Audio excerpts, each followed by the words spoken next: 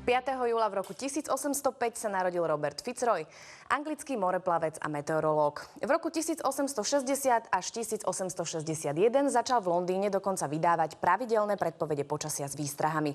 No a výstrahy pre horúčavy máme pre vás aj v dnešnej predpovedi počasia, pri ktorej vás vítam. Dobrý večer.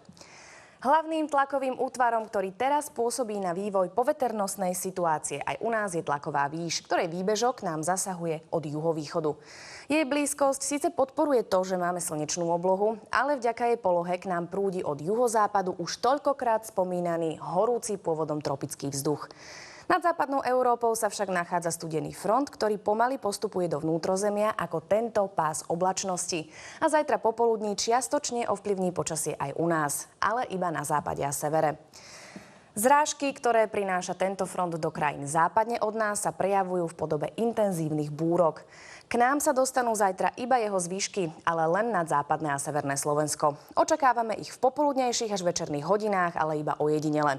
V južných lokalitách sa však na zrážky nespoliehajte. Objavia sa najskôr v stredu, kedy ich prinesie už výraznejší studený front.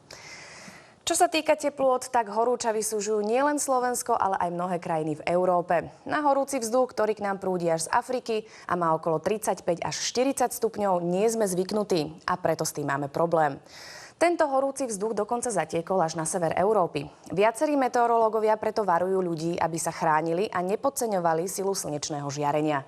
Zajtra sa bude naša krajina nachádzať v teplotnom pásme od 30 do 35 stupňov, pričom v najteplejších lokalitách môže byť ešte o 1 až 2 stupne teplejšie.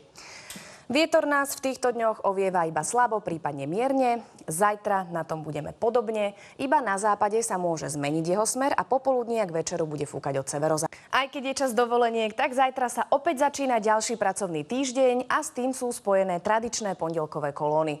O to viac vás upozorňujeme, aby ste si do auta pribalili nielen zásoby tekutín, ale aj trpezlivosť. No a rátajte s tým, že povrch vozoviek je v týchto horúčavách rozpálený niekde aj nad 50 stupňov. Pred nami je jasná až polojasná noc, ktorá bude náročná najmä v mestách a v rozhorúčených panelákoch. Do rána sa vzduch ochladí na 20 až 15 stupňov, na severe teplota poklesne do 10 stupňov. Fúkať bude iba slabý vietor.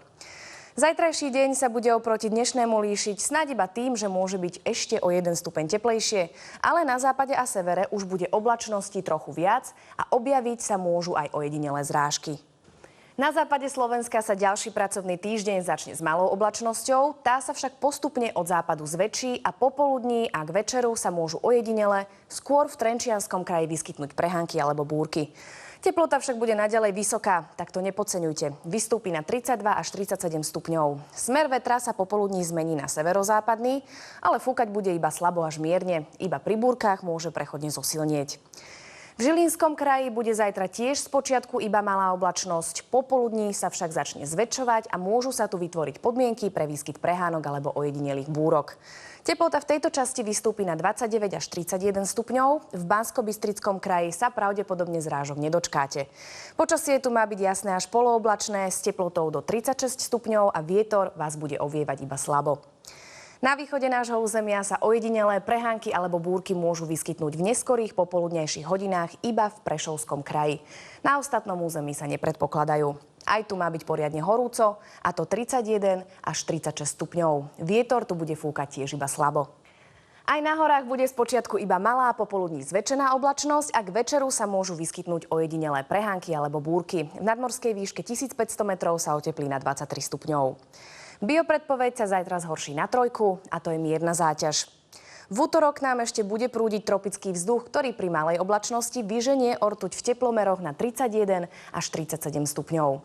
V stredu príde vytúžený studený front, takže počasie sa od západu postupne zamračí a na mnohých miestach sa vyskytnú prehánky a búrky.